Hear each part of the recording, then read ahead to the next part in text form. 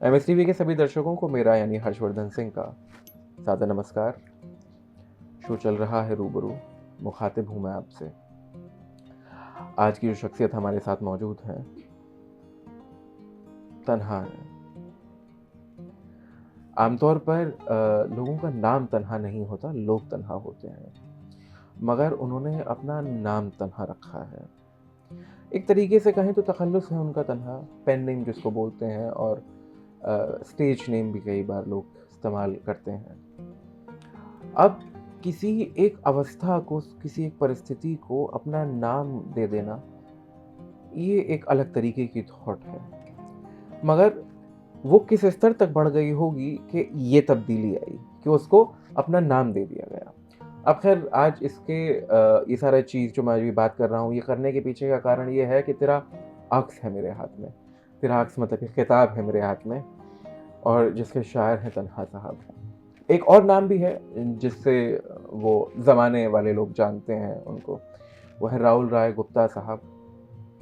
पंजाब के छोटे से एक शहर से, फरीदकोट से जन्मे, दिल्ली आ गए। यहाँ आने के बाद अभी ऑफ कैमरा बातें हुई तो बताया कि दिल और दिमाग के बीच में कई बार दिमाग इस्तेमाल करना पड़ता है, कई बार दिल। तो दिमाग से इस्तेमाल करके जितनी भी चीज़ें हुई, बिज़नेस इस्टेब्लिश करना, काफ़ी सारी चीज़ें की, मगर दिल में कहीं शायद वो एक शायर जो हमेशा से शांत बैठा था, कलम हाथ में लिए, एक सफ़े के इंतज़ार में कि कुछ लगे हाथ तो लिख दूँ उस पे, और लिखूँ भी ऐसा कि सामने पढ़ने वाला उस स्याही को मिटाना चाहे, पानी से नहीं आंसुओं से। कुछ इस तरीके की चीज़ें हैं। अब मेरे लिए क्योंकि बहुत अलग सा थॉट है, जहाँ पे शायर, क्योंकि आमतौर पर शायर जो अपना नाम देते हैं तखल्लुस पीछे लगाते हैं, पेन नेम। आप जैसा कि शायद इसके मुख पर देख पा रहे होंगे इसके कवर पर कि केवल तन्हा लिखा हुआ है।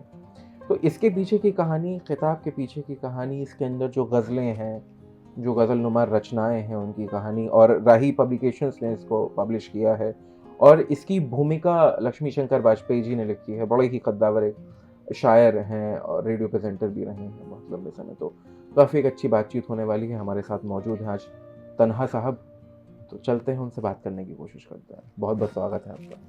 Thank you very much.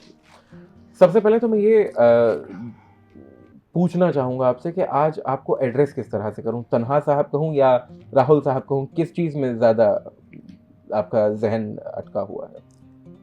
आपको जैसे पसंद हो वैसे कर सकते हैं। सबसे पहले मैं शुक्रिया अदा करना चाहूँगा आपका और मारवा स्टूडियो का कि मुझे यहाँ पे आने का मौका दिया जी। और किताब के बारे में बोलने का मौका दिया। तो आपने क्योंकि मेरे तरफ छोड़ा तो मैं तन्हा साहब पे रहते हैं आज। चलेगा। क्योंकि आज किताब की बात कर रहे हैं तो शायद बेहतर है कि उसी तरफ रहा जाए। तन्हा जो शब्द है और जी। जो नाम है ये दिल के ज़्यादा करीब है, जी। क्योंकि अंदर से हम सभी लोग तन्हा हैं और मैं महसूस करता हूँ कि मैं कुछ ज़्यादा तन्हा हूँ। अच्छा। और इसलिए मैं लिख भी पाता हूँ और वहीं से थॉट्स आते हैं और वहीं से लेखन का जो कार्य है वो आगे बढ़ता है।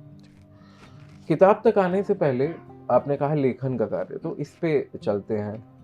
ना साहब, ये जो लिखाई है पूरी, क्योंकि मेरी समझ और जो मैंने कहीं पढ़ा भी है, शायर, आशिक और पागल, ये इंसान बनता नहीं है, होता है। होता है। क्योंकि लोग कहते हैं कि पागल हो गए, कि शायर हो गए, आशिक हो गए। तो बनता मेरे ख्याल से कोई नहीं है। वो शुरुआत से शायर होते हैं, आर्टिस्ट होते हैं। वो धीमे धीमे शक्ल सूरत अख्तियार कर लेते हैं और एक लिखाई का अपना तरीका हो जाता है। तो आपके जीवन में लिखाई कहाँ से बनी?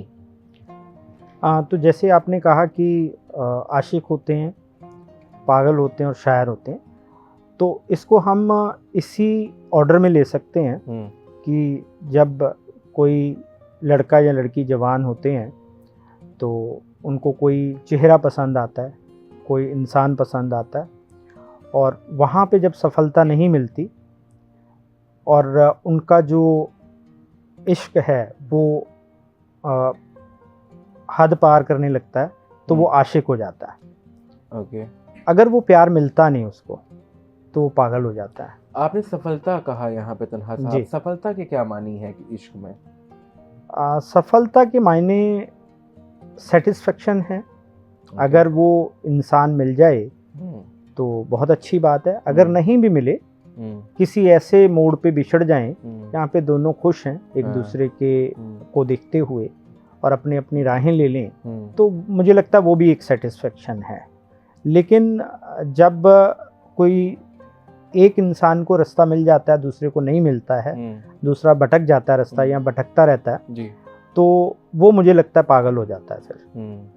अब उसके बाद पागलपन में दो चीज़ें होती हैं, या तो खुद को बर्बाद कर लो जी। या अगर आपके थॉट्स जो हैं उनको आप कोई शक्ल दे दो जमाने के लिए और लोगों के लिए प्रेरणा बनो। तो मेरी कोशिश यही रही कि मैं समाज के लिए या जो मेरे जैसे भटके हुए लोग थे या आशिक लोग थे उनके लिए मैं कुछ प्रेरणा बनूं, उनके लिए कुछ लिखूं। तो इसलिए मैंने शायरी करना शुरू किया। तो अपने आप को शायर तो नहीं मानता मैं, लेकिन हाँ कुछ लिखता हूँ, उसका थोड़ा बहुता कुछ मतलब होता है और जो लोग पढ़ते हैं तो उससे वो थोड़ा समझ ले सकते हैं, उससे सीख सकते हैं और अपनी लाइफ को एक बेहतर ढंग से जीने की कोशिश कर सकते हैं। ओके। तो मतलब घाव को ना कुरेदते हुए, मतलब वो चीज़ें जो सफलता की तरफ जब जाने के लिए आप अग्रसर थे और सफलता नहीं मिली, इसका भी आपने परिभाषा बताई, तो उसके बाद फिर लेखनी शुरू हो गई जी। फिर लिखना शुरू कर दिया। बहुत लिखना जो था तन्हा साहब, वो हम जब लिखने बैठते हैं तो एक पन्ने पे कई बार कुछ लिख दिया, किसी डायरी में कहीं कुछ लिख दिया और स्कूल कॉलेजों में तो रजिस्टर के पीछे कुछ लिख दिया। उस लिखने से लेकर और किताब की शक्ल अख्तियार करना, ये प्रोसेस कैसे हुआ? क्योंकि बहुत से लोग लिखते हैं और मैं ये मान के चल रहा हूँ कि जितने लोग हमें देख रहे हैं उसमें शायद 70% लोग जो हैं वो लिखते हैं। सभी लिखते हैं, कुछ ना कुछ लिखते हैं, लेकिन उनको वो मतलब एक अंजाम तक नहीं पहुंचा पाते हैं। बिल्कुल। कुछ सोचते हैं कि हम लेखक नहीं हैं तो हम क्या लिखेंगे, हम क्या करेंगे। तो लिखते सभी हैं, कोई पोएम लिखता है, कोई गज़ल लिखता है, कोई आर्टिकल्स लिखता है, कोई करंट सब्जेक्ट्स के ऊपर कुछ लिखता है, तो कुछ ना कुछ लिखते हैं। कोई नज़्म, तो कोई रुबाई। जी जी बिल्कुल, जी जी। बिल्कुल। तो मेरी यहाँ तक बात है, मैं कमर्शियल लेखक तो नहीं हूँ, इवन लेखक भी नहीं हूँ। अच्छा। तो बस लिख लेता हूँ थोड़ा बहुता और वो लोगों को पसंद आता है, अच्छी बात है। तो क्योंकि मैं कमर्शियल नहीं हूँ तो इसलिए मैं जब भी लिखता हूँ तो सोच समझ के नहीं लिखता। अच्छा।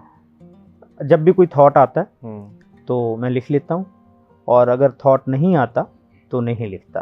ओके। तो जो भी मेरे अभी तक जितनी भी मैंने गज़ल या गज़लनुमा या पोएम लिखी हैं अभी तक, तो वो सब मैंने बिना सोचे समझे लिखी।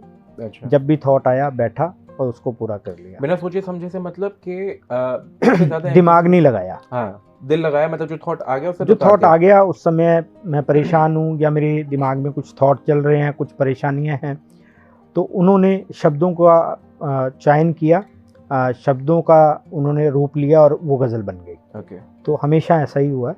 मैंने कभी सोच समझ के कि आज मैं गज़ल लिखूंगा या मैं कल गज़ल लिखूंगा, कल संडे है तो चलो कल 4 गज़ल लिखते हैं जी। या 2 गज़ल लिखते हैं या 1 गज़ल, या किसी ने बोला कि अच्छा मेरे को गज़ल लिख के दो, तो ऐसा कभी हुआ नहीं। तो कभी तो मैं दिन में 2-3 गज़ल भी लिख लेता हूँ, कभी कभी 1 महीना भी फुर्सत नहीं मिलती या मैं ऐसा दिमाग नहीं चलता, कहीं पे दिमाग बिजी होता है तो ऐसा थॉट नहीं आता जी। तो ये थॉट जब हम अकेले बैठे होते हैं, तन्हा बैठे होते हैं, तो तब ये थॉट्स आते हैं और तब ये लिखा जाता है। तो मतलब ये कि लिखाई आपके लिए आशिकी है, काम नहीं है। यस। इस किताब के पीछे की कहानी मैं तन्हा साहब आपसे जानना चाहूँगा। अब चलेंगे हम तेरे अक्स की तरफ। जी। तो तेरा अक्स जो है, मैं अगर अपने लिहाज से समझ रहा हूँ तो वो ये है कि किसी के जाने के बाद उसका केवल और केवल एक अक्स बचा है, उसका एक छाया बची है और या तो हम उस छाया के साथ जी रहे हैं इसलिए तेरा अक्स, या फिर अब हम केवल उस अक्स के साथ ही जी रहे हैं, वो छाया में हमने कुछ क्रिएट नहीं किया है, जो बचा कुचा है हम उसके साथ जी रहे हैं। ये मेरी समझ कहती है। आपका इसके पीछे का पूरा थॉट, क्योंकि मेरा मानना है जब शायरी कोई लिख देता है तो आपने लिखकर तो ये फूलों की तरह सिरा दिया इनको, अब जिसके हाथ लगे उसके हो गए।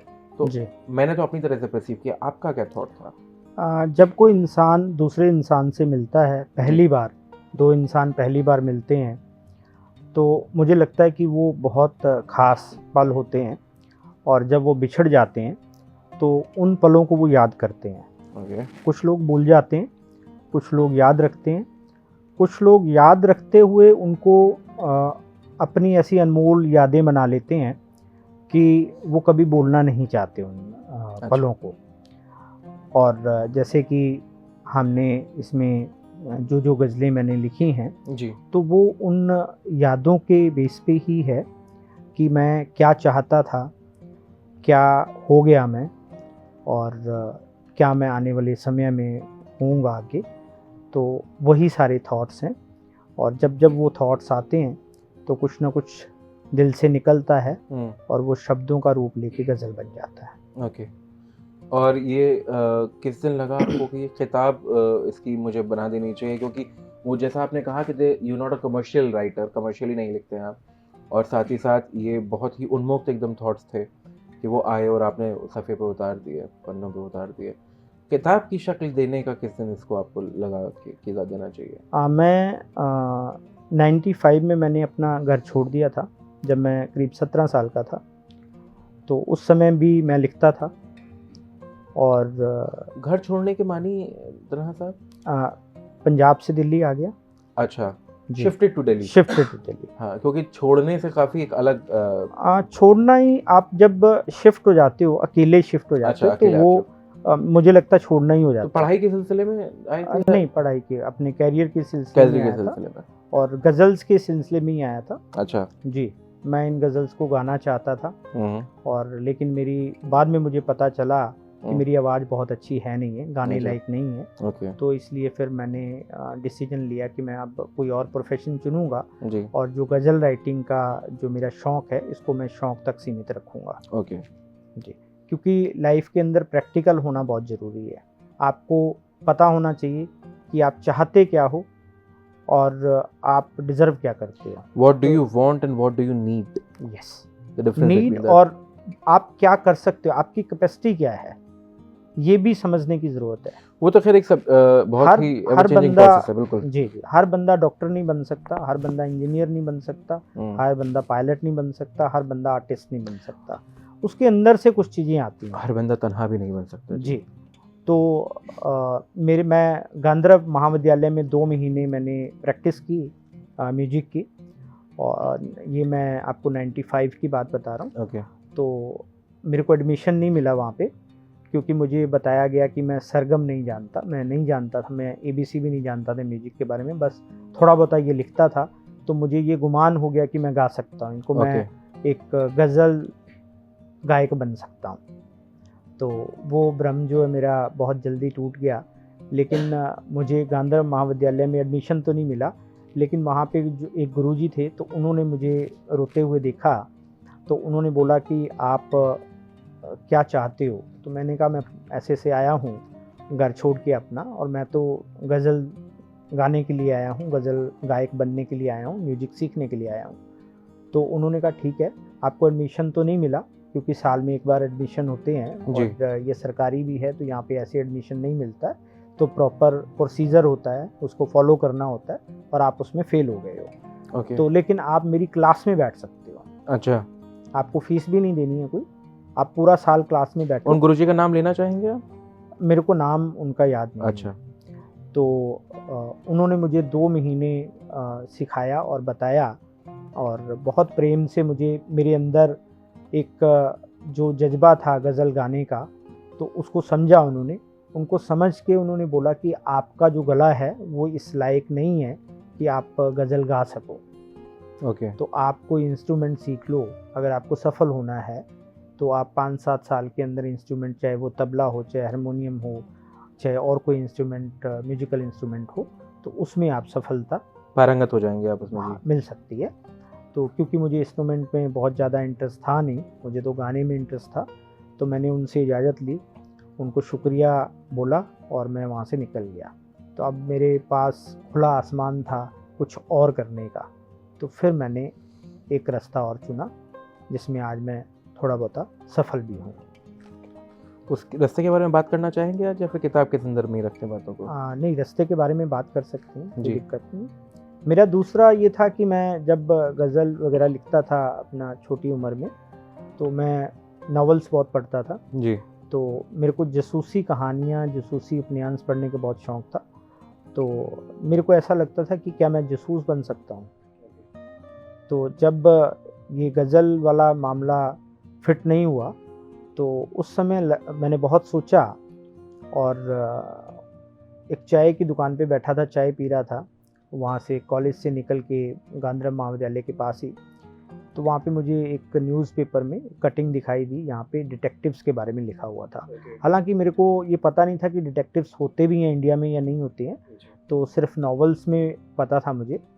तो लेकिन जब मैंने वो पढ़ा तो मुझे बहुत अच्छा लगा। तो मुझे लगा कि डिटेक्टिव होते हैं तो एक रोशनी, कहते हैं ना, वो सारे दरवाजे जब बंद हो जाते हैं तो एक विंडो खुलती है, तो वो विंडो खुल गई वहाँ पे। तो बस मैंने कहा कि बस अब यही करना है। तो उसके बाद मैंने उस पर कॉल किया और कॉल करके उनसे अपॉइंटमेंट ली और उनसे जाके मिला और उन्होंने मेरी बातचीत सुन के मुझे सिलेक्ट कर लिया पहली बार। ओके। उसके बाद मैंने पीछे मुड़ के नहीं देखा। तो मैंने करीब 5 साल अलग अलग कंपनीज़ के अंदर डिटेक्टिव का काम किया, फील्ड एजेंट का काम किया और आज मैं एक कंपनी चलाता हूँ, secret watch detectives private limited के नाम से। डिटेक्टिव गुरु ब्रांड नेम है हमारा। तो वो सक्सेसफुली इंडिया और इंडिया के बाहर हम 165 कंट्री में काम करते हैं। तो बड़ा अच्छा काम चल रहा है और काफ़ी लोग हमारे साथ जुड़े हुए हैं। करीब पूरे इंडिया में 100 से ज़्यादा जो फील्ड एजेंट है वो हमारे साथ जुड़े हुए हैं, हमारे साथ काम करते हैं और अच्छा चल रहा है। बहुत अच्छा। चलिए, ये एक पहली चीज़ ऐसी थी जिसके बारे में आपने पूरे मन से कहा कि अच्छा चल रहा है, वरना हर चीज़ के लिए आपने यही कहा कि लिख लेता था। मॉडेस्टी बाकी सारी चीज़ों में बहुत थी। ये बहुत अच्छा था कि इस चीज़ को आपने साफ गोई से कहा। तरह से वापस आते हैं लौट के किताब की तरफ। जी। इस किताब की भूमिका लिखी है लक्ष्मी शंकर वाजपेयी जी ने। उन्होंने काफ़ी सारी जो चीज़ें हैं उनको रेखांकित भी किया है और काफ़ी एक अलग तरीके से उनको दिखाया है यहाँ पे कि कितना ज़्यादा ज़रूरी है, अहम है। लक्ष्मी शंकर वाजपेयी जी कहते हैं शुरुआत में ही, जब उन्होंने कहा है कि गज़लनुमा रचनाएं और अथवा गज़लों का संग्रह है ये वाला, और उसमें साथ ही साथ वो जिक्र करते हैं आपकी लिखी हुई चीज़ का, जहाँ आप कहते हैं कि ए खुदा जहाँ भी जाता हूँ लोग पुकारते हैं तन्हा, जिससे भी मिलता हूँ वो कहता है तन्हा, तन्हा मेरे पीछे, मेरे नाम के पीछे इस कदर जुड़ गया है कि मेरी पहचान ही 2.5 लफ्ज़ों का ये तन्हा बनकर रह गया है। तो ये पूरा प्रोसेस जो था, एक तो ज़िंदगी आपने उस तरह से जी। खैर फिर आप इसमें डिटेक्टिव पूरा फील्ड में चले गए। उसके पहले की जितनी भी सारी चीज़ें थी, ये जो आपके अंदर का थॉट था of actually being a ghazal singer, उसके अलावा क्योंकि लिखते भी थे, ये थॉट अंदर कहाँ पनपता रहा, कहाँ कैसे बरकरार रहा, मैं इसके बारे में थोड़ा सा और जानना चाहूँगा। जब मैंने डिटेक्टिव फील्ड ज्वाइन किया तो लिखने का शौक़ तो शुरू से था और जब थॉट आता था, जब टाइम मिलता था तो मैं लिखता था, लिख के उसको साइड में रख लेता था। 99 में मैंने अपनी कंपनी स्टार्ट की। 5 साल काम करने के बाद जब मुझे लगा कि अब मैं मतलब अपनी कंपनी स्टार्ट कर सकता हूँ, और जो मेरे सीनियर लोग थे जिनके साथ मैं काम करता था, जिनके यहाँ पे मैं काम करता था, जो मेरे बॉसेस थे, उनसे मैंने पूरा बहुत अच्छे से इस बारे में चर्चा की कि मुझे अपना काम शुरू करना चाहिए या नहीं। उन्होंने मुझे आशीर्वाद दिया, उन्होंने साथ दिया मेरा, और उनमें से मैं नाम लेना चाहूँगा, मेजर केसी कपूर साहब थे जो अब इस दुनिया में नहीं रहे, तो उन्होंने मेरा बहुत साथ दिया। मिस्टर आर जगदेव हैं, उन्होंने बहुत अच्छा साथ दिया। मिस्टर बलदेव कुमार पुरी हैं, उन्होंने बहुत साथ दिया। कुंवर विक्रम सिंह हैं, उन्होंने बहुत अच्छा साथ दिया मेरा। सुभाष वदावन साहब हैं, उन्होंने बहुत अच्छा साथ दिया। तो इन सब लोगों ने मेरा अच्छा साथ दिया और मैंने कंपनी स्टार्ट की अपनी, और उन्होंने मुझे फ्रीलांस प्रोजेक्ट्स भी दिए सभी ने। और आज अगर मैं इस पोजीशन पे हूँ, एक अच्छी कंपनी चला रहा हूँ, तो उनका सहयोग, उनका आशीर्वाद और उनका साथ बना रहा, और आज भी है उनका साथ। ओके जी। तो जो गज़ल वाला है, तो वो जब मेरा होता था कि मैं अकेला होता था और तन्हा बैठा होता था, कुछ थॉट दिमाग में आता तो मैं लिख लेता था। तो करीब करीब 15 साल अपनी एजेंसी चलाने के बाद 2014-15 में मुझे ये लगा कि इतनी सारी मैंने गज़ल लिखी हैं, तो क्यों ना इनकी एक बुक पब्लिश की जाए। जी। तो मैं बिज़नेस में थोड़ा फ्री भी हो गया था उस समय, क्योंकि जो मेरे साथ में काम करने वाले लोग हैं वो सारा संभालते हैं काम, सभी डिपार्टमेंट वो संभालते हैं, मैं हेड करता हूँ उनको। तो फिर उस समय मुझे लगा कि एक बुक की शक्ल इसको देनी जी। चाहिए। तो 2016 में मेरा पहला जो इसका संस्करण था तेराक्स का, वो आया था। जी। और जितनी भी उसकी कॉपी करीब आई थिंक 2-3 हज़ार कॉपी होंगी, मुझे एग्जैक्टली पता नहीं है। तो वो सारी बिक गई थी, तो हमारे पास अभी कोई कॉपी नहीं थी उसकी। तो फिर हमने सोचा कि इसका दूसरा संस्करण निकालना चाहिए। जी। अभी दूसरी बुक भी मेरी रेडी है, तो उसका भी नाम नहीं रखा हमने, अच्छा। तो वो भी पब्लिकेशन में देनी है अभी। तो हम्म। इसका ये था कि अभी ऑनलाइन प्लेटफॉर्म्स पे आ जाए, लोग पढ़ें इसको, और लोगों को थोड़ी गाइडेंस अगर मिल सकती है बुक से जी। तो अच्छा रहेगा। बहुत बढ़िया। जी। तन्हा साहब, इसके अंदर जो सारी गज़लें हैं और आपने बोला कि इतने लंबे वक्त से आपने सारी गज़लें लिखी, तो क्या इसका जो ऑर्डर है जिसमें आपने सारी गज़लों को इसमें लिखा है और पंक्तिबद्ध जिस फ़हरिस्त में आपने पेश किया है, उसके पीछे भी कोई कहानी है, कोई चीज़ है ऐसी जो आप साझा करना चाहेंगे? क्योंकि तकरीबन 85 के आसपास इसमें 80 गज़ल्स हैं, 80 80 गज़ल हैं। 80 इसमें गज़लें हैं। तो उनका जैसे शुरुआत इसलिए होती है हमारी इसमें, तेरा हर गम मेरा, यहाँ से, और उसके बाद ये जाके ख़त्म होती है आपकी आखिरी जो इसकी गज़ल है वो है मुख्तसर सा सफ़र। जी, जी। तो ये सिस्टमैटिक ऑर्डर में हमने प्लेस किया या फिर कैसे ये हमने सब चीज़ें डिसाइड की कि ये गज़लें जानी चाहिए इस तरह से? जो मेरी शुरुआती ज़िंदगी रही और जो मैंने जो अपने घर पे समय बिताया और यहाँ पे आके समय बिताया, तो ये बेसिकली उस दौर की गज़लें हैं। ओके। उस समय जो मैं महसूस करता था। तो जब मैं दिल्ली आया था, तो ये लास्ट जो गज़ल है मुख्तसर सा सफ़र, तो ये जब मैं वहाँ से ट्रेन से दिल्ली आ रहा था, तो उस समय मैंने ट्रेन में लिखी थी ये गज़ल। तो ये बहुत मैंने खूबसूरत। अपनी मतलब ये सभी गज़लें मेरी लाइफ से रिलेट करती हैं, मेरी लाइफ है ये। और जो लास्ट वाली गज़ल है, उसका उद्देश्य कोई लव एंगल नहीं था। उसका हम जो अपनी रोज़मर्रा की ज़िंदगी जीते हैं, जो फ़ील करते हैं अपने पेरेंट्स के साथ, अपने रिश्तेदारों के साथ, अपने यार दोस्तों के साथ, तो ये उसके ऊपर थी। अगर आप इसको पढ़ेंगे तो उसमें आपको मैं समझ उसी पे आ आना चाह जाएगा। रहा था। अब मैं तो खैर आपके सामने पढ़ता हुआ नहीं अच्छा लगूंगा क्योंकि आप ही ने लिखी थी। मैं चाहूँगा कि ये गज़ल आप हमारे दर्शकों के लिए आज यहाँ पढ़ें क्योंकि इसके बारे जी, में जी। बात हुई है। तो इसका नाम मुख्तसर सा सफ़र नाम से जैसे समझ में आता है जी, बिल्कुल। कि सफ़र तो हमारा बहुत छोटा होता है, लेकिन कई बार वो जल्दी बीत जाता है, कभी कभी बहुत टाइम लगता है। जी। तो वो हमारे मन पे डिपेंड करता है, हमारे सर्कमस्टांसेस पे डिपेंड करता है कि हमारा समय कैसे गुजर रहा है। जी। अच्छा गुजर रहा है तो वो छोटा लगता है, और अगर अच्छा नहीं गुजर रहा तो वो लंबा लगता है। भारी हो जाता तो है। जी। मुख्तसर सा सफ़र मुश्किलें बड़ी हैं, मुख्तसर सा सफ़र मुश्किलें बड़ी हैं, ज़िंदगी की हर डगर कांटों भरी है। ये देखा जाए तो सब सारे जो लोग हैं सभी पे जी, सबकी लागू सबकी होता है, यही कहानी सबकी है। एक ही कहानी है। बिल्कुल। लाख संभल कर चलता है इंसान, लाख संभल कर चलता है इंसान, बदनामियों की गंदगी दामन पड़ी है, जिंदगी की हर डगर कांटों भरी है। न भूला हूँ सिसकता बचपन न प्यासी जवानी, न भूला हूँ सिसकता बचपन न प्यासी जवानी, जख्मों की ज़मीं अब तलक हरी है, जिंदगी की हर डगर कांटों भरी है।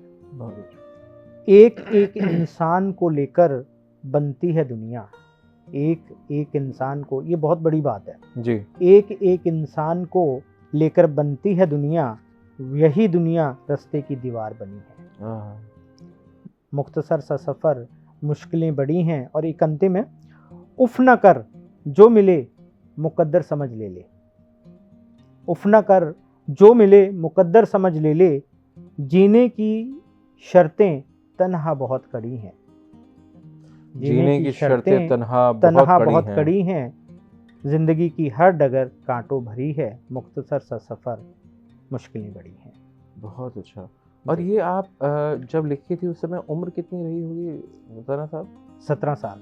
ये तो 17 साल का एक बच्चा लिख रहा है जो कि अपने घर से दूसरे एक शहर आके ये गज़ल मैंने 4 सितंबर 1995 को लिखी थी। 4 सितंबर 1995 जी। तब की ये गज़ल है आज और हमारे। रात के 12 बजे का टाइम था, करीब 11 से 12 बजे का टाइम था। बहुत बहुत बहुत अच्छा। तना साहब, एक और चीज़ की मैं दरख्वास्त आपसे करना चाहूँगा, वो ये, क्योंकि वो अलग बात है कि प्रोफेशनली आप शायद सिंगर नहीं हो पाए हो, अलग बात है, मगर अपने मन में जो चीज़ें हैं वो करने से कभी इंसान को बाज नहीं आना चाहिए। जी जी जी। तो कोई गज़ल अगर आप तरन्नुम में सुना दें हमें तो। ये पहली जो बुक की गज़ल है, तेरा हर गम मेरा। जी। दिल को अनजान गमों ने घेरा है, दिल को अनजान गमों ने घेरा है, धुंधला धुंधला शायद नाम तो तेरा है, दिल को अनजान गमों ने घेरा है, धुंधला धुंधला शायद नाम तो तेरा है, जाने किस मंजिल का राही हूँ, जाने किस मंजिल का राही हूँ, हर रात तन्हा हर तरफ अंधेरा है, हर रात तन्हा हर तरफ अंधेरा है, दिल को अनजान गमों ने घेरा है। बहुत खूबसूरत। गज़ल सिंगर ना हो पाना मेरे ख़्याल से एक अलग चीज़ है, मगर जब हम किसी चीज़ को पेश करते हैं तो वो जिस गम में हमने लिखी होती है वो गम दूसरों तक ट्रैवल करता है जी। और मेरे ख़्याल से यही उसकी अहमियत को बढ़ाता है। तन्हा साहब, इसमें एक ख़ासी चीज़ जो मुझे लगी, क्योंकि मैंने जितना इसको पढ़ा, शुरुआत की भूमिका में एक जगह आती है जहाँ लक्ष्मी शंकर वाजपेयी जी लिखते हैं कि वियोग में कुछ शायरों ने ज़िंदगी को कोसा है या खुदकुशी तक की बातें कह डाली हैं, लेकिन तन्हा का अंदाज कुछ अलग है। उसके बाद वो आपको कोट करते हैं और लिखते हैं कि नासूर बन जाएंगे जब उनके दिए ज़ख्म रफ्ता रफ्ता, नासूर बन जाएंगे जब उनके दिए ज़ख्म रफ्ता रफ्ता, तो मैं जीने की कोशिश फिर एक बार करूँगा। ये जो ऑप्टिमिज्म है, ये जो सकारात्मकता है, ये जो जिजीविशा है, जीवन जीने की ललक है, ख़राब समय में, जैसे आपने शुरुआत में बोला कि कुछ लोग पतन की तरफ चले जाते हैं और सेल्फ डिस्ट्रक्टिव शायद हो जाते हैं और कुछ लोग सकारात्मक हो जाते हैं। मैं इस चीज़ के बारे में बात करना चाहूँगा, क्योंकि दुख के साथ रिलेट करना बहुत अच्छी चीज़ है, मगर कहाँ रुक जाना है। वो एक शेर है बड़ा अच्छा कि नई उम्रों की खुद मुख्तारियों को अब ये कौन समझाए कि कहाँ से बच के निकल जाना ज़रूरी है। बिल्कुल। ये गज़ल का शेर है, गज़ल का मतलब भी पढ़ देता हूँ ताकि आपको याद आ जाए कि अगर आँच उसूलों पर आए तो टकराना ज़रूरी है और ज़िंदा हो तो नज़र आना ज़रूरी है। इसी का ही दूसरा शेर था।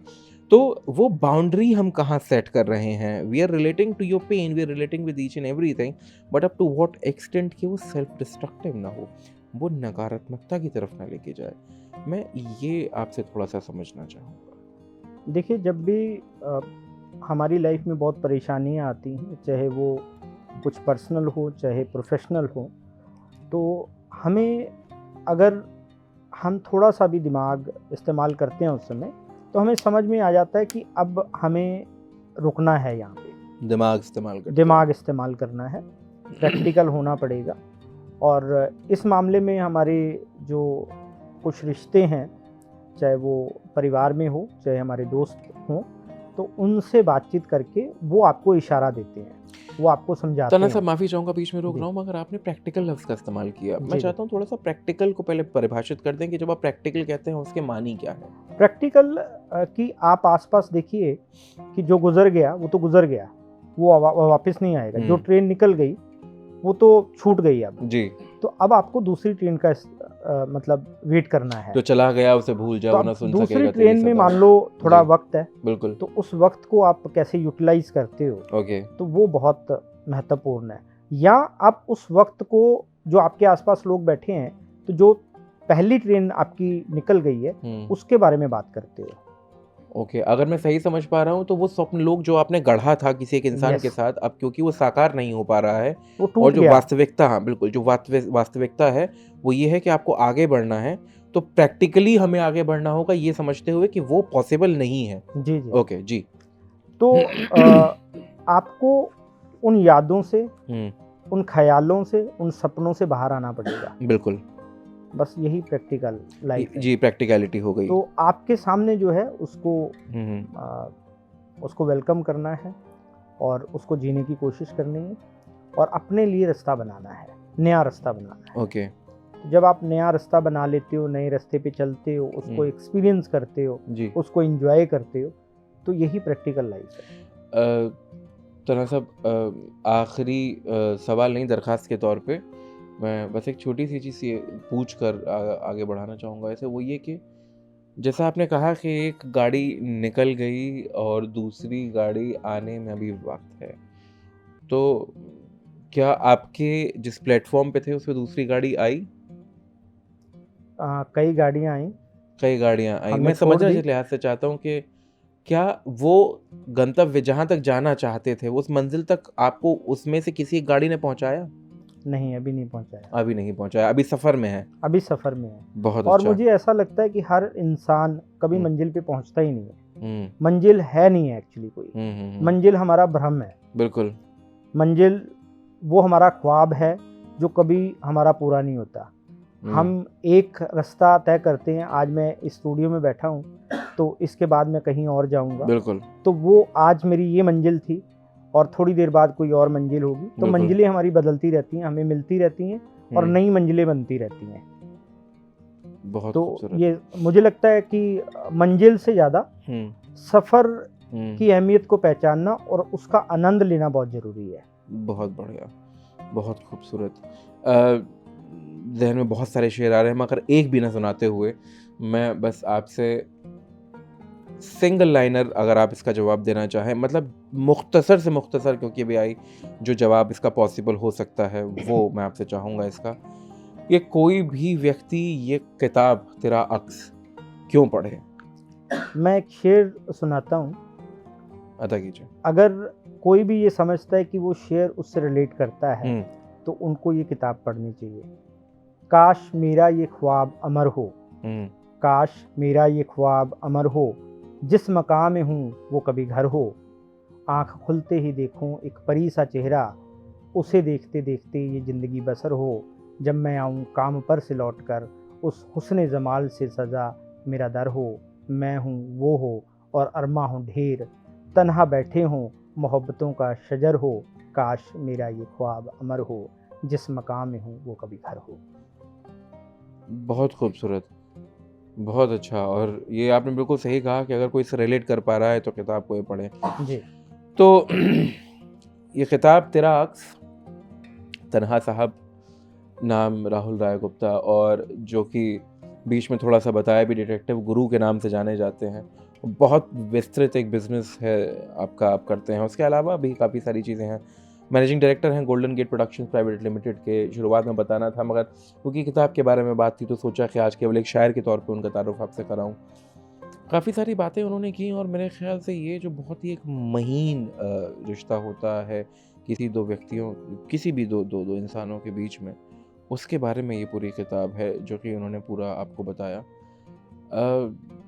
तन्हा साहब, बहुत बहुत शुभकामनाएं आपको आपकी किताब के लिए, और धन्यवाद आपका कि आप आए, आपने आके बात करी। और साथ ही साथ मैं आपको यही तसल्ली, अब मैं लफ्ज़ सोच रहा हूँ कि दूँ, मगर तसल्ली भी नहीं, मैं तो शुभकामनाएं ही दोबारा दूंगा उस एक गाड़ी के लिए कि जिस प्लेटफॉर्म पे आप खड़े हैं उस पे वो एक ऐसी गाड़ी आके रुके जो शायद आपको वो एक मंजिल या फिर वो एक सफ़र जो आपको मंजिल का भाव दे कि हाँ यहीं तो मुझे आना था। और जो आपने अभी ये गज़ल पढ़ी अंत में, जो शायद आपको यहाँ तक लेकर जाए, ताकि किसी दिन हम यहाँ दोबारा बैठे हों फिर आपके हाथ में कोई किताब हो, फिर मेरे पास कुछ सवाल हों और उस दिन आप कहें कि हाँ हर्षी, आज मैं उस मंजिल से खड़ा होकर आपके इन सवालों का जवाब दे रहा हूँ। बस बिल्कुल। इसी शुभकामना के साथ बहुत बहुत धन्यवाद आपका। Thank you very much. Thank you. धन्यवाद जी। तेरा अक्स, शायर तन्हा, नाम राहुल राय गुप्ता। ये इस किताब की ऊपर कवर पे लिखी हुई कुछ चीज़ें हैं। राही पब्लिकेशंस ने इसको पब्लिश किया है, भूमिका लिखी है लक्ष्मी शंकर वाजपेयी जी ने। ये कुछ वो चीज़ें हैं जो मैंने शुरुआत में भी बताई, दोबारा दोहरा रहा हूँ। मगर उसके अलावा कुछ और चीज़ें हैं जो कि आप लोगों के लिए जानना बहुत ज़रूरी है, और वो हैं इसके अंदर मौजूद वो बारीक, महीन, ज़हीन और नफीस वो कुछ एहसासात जो एक शायर अपने दिल के सारे सारे खून को निचोड़ कर लिखता है। अब क्योंकि शायरी की बात है तो थोड़ी फ़लसफ़ी तो हो ही सकती है। वो एक शेर है कि अगर मैं गलत नहीं हूँ तो कि हमने एक शेर में गलाई ज़िंदगी और तुम कहते हो कि गज़ल लिखना आसान है। तो ऐसे ही बहुत सारे शेरों से मिलकर ये किताब बनी है। और जैसा कि राहुल साहब ने या तन्हा साहब ने आपको बताया कि अगर उस एक गज़ल से आप रिलेट कर पा रहे हैं तो पढ़िए इस किताब को, और पढ़ने के बाद अपने दुखों को जीने की कला सीखिए, ताकि आपके दुख आपको और हसीन बनाएं, आपके दुख आपको जीवन में और कामयाब बनाएं और गर्द की तरफ न लेकर जाएं। बाकी प्लेटफॉर्म पे खड़े रहिए, गाड़ियाँ तो आती रहती हैं, ये नहीं तो दूसरी नहीं तो कोई और। इसी के साथ आज का इंटरव्यू यहाँ समाप्त करते हैं। दोबारा फिर मुलाकात होगी आपसे किसी नई शख्सियत के साथ। तब तक के लिए अपना ख्याल रखिए, खुद से और अपने आसपास जो लोग हैं उनसे मोहब्बत करते रहिए, और अपने आसपास सफाई रखिए। और हाँ, अपनी ब्रांडिंग भी बहुत ज़रूरी है, तो देखते रहिए MS टीवी, हर पल आपके साथ।